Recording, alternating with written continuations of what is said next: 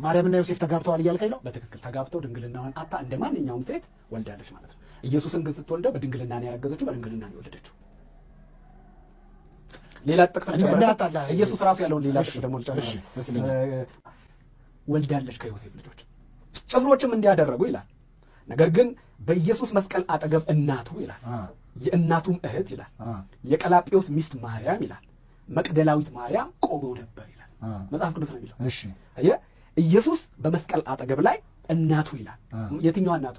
ማርያም እናቱ። እሺ ከዛ በኋላ የቀላጵዮስ ሚስት መቅደላዊት ማርያምን ቆመው ነበር ይላል። ኢየሱስም እናቱን ይወደው የነበረውን ደቀ መዛሙርቱ በአጠገቡ ቆሞ ባየ ጊዜ ይላል እናቱን አንቺ ሴት እነሆ ልጅሽ አላት ይላል። አየህ ኢየሱስ አጠገብ ማርያም ቆማ ነበር አይደለ? ራሱ ኢየሱስ ማርያም ልጅ እንዳላት መሰከረ።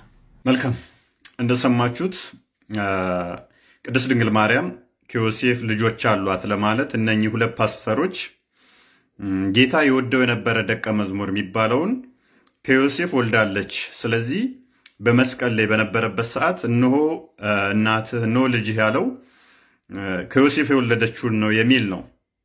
በነገራችን ላይ የወደው የነበረው የተባለው ደቀ መዝሙር በዮሐንስ ወንጌል ምዕራፍ 13 ቁጥር 23 ላይ ይገኛል። የወደው ነበረ የተባለው ዮሐንስ ነው።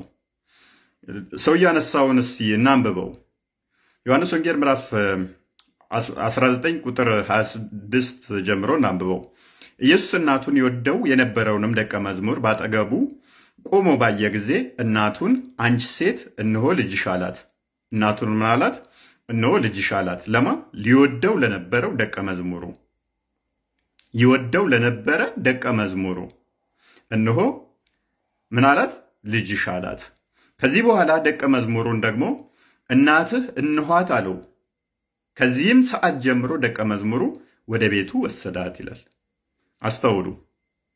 እናቱ ከሆነች ለዮሐንስ ይወደው ለነበረው ደቀ መዝሙር ማርያም አካላዊ የስጋ እናቱ ከሆነች ከዮሴፍ የወለደችው ቢሆን ከዚህ ሰዓት ጀምሮ ወደ ቤቱ ወሰዳት አይባልም ነበር። ምክንያቱም እናት ከሆነች ቤቱን ታውቃለች። ማቴዎስ በአሰፈረልን ላይ በማቴዎስ ወንጌል ምዕራፍ 27 ቁጥር 55 እስከ 56 እንደዚህ ይላል። ኢየሱስን እያገለገሉ ከገሊላ የተከተሉት ብዙ ሴቶች በሩቅ ሆነው ሲመለከቱ በዚያ ነበሩ። ከእነርሱም መግደላዊት ማርያምና የያዕቆብና የዮሳ እናት ማርያም የዘብዴዎስ ልጆቹ እናት ነበሩ ይላል።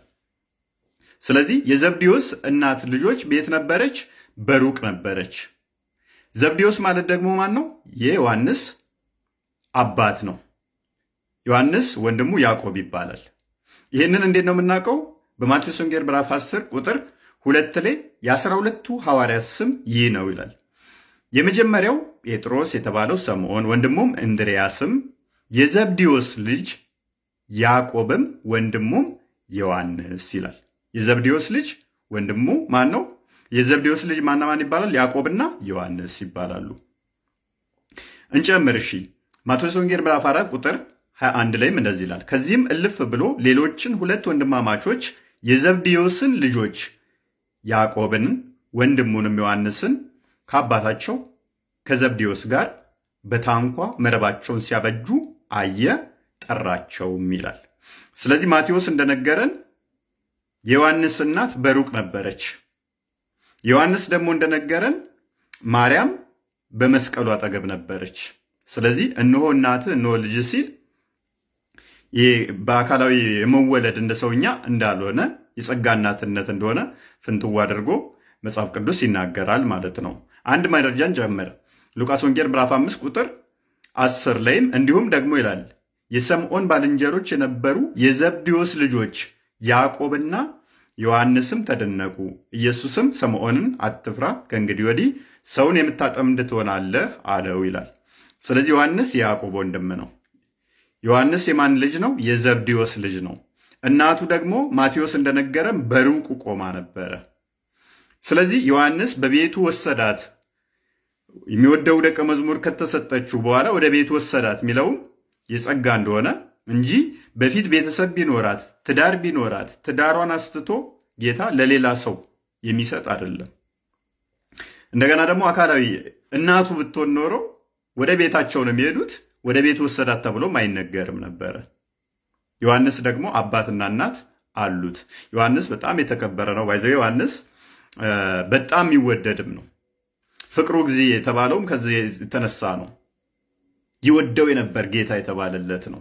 በጣም ጌታ ስለሚወደው መጨረሻ ላይ የሰጠው እናቱን ነው ሽልማት የሰጠው። ሐዋርያት በደማቸው ፈሶ ነው የሞቱት። ብዙዎቹ ተወግረው፣ ታርደው፣ ተገለው በቃ አደጋ ደርሶባቸው ነው የተገደሉት ማለት ነው። ዮሐንስ ግን እንዲሁ ነው የተወሰደው።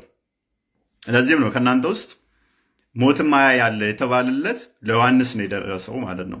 እስከ ትንሣኤ ድረስ ከእናንተ ውስጥ ሞትን ማይቀምሳለ የተባለው ዮሐንስ በክብር ነው ያደረገው።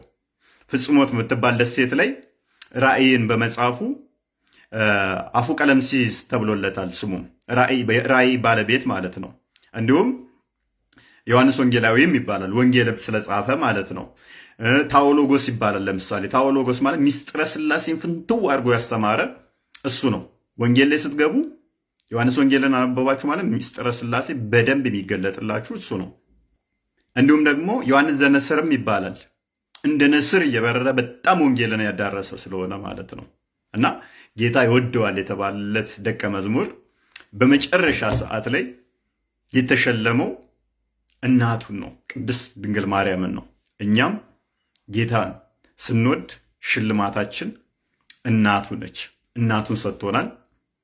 እንኳን አደረሳችሁ። ያው ዲያብሎስ ሊቀጣጠፍ ይችላል፣ መፍቱ ነው።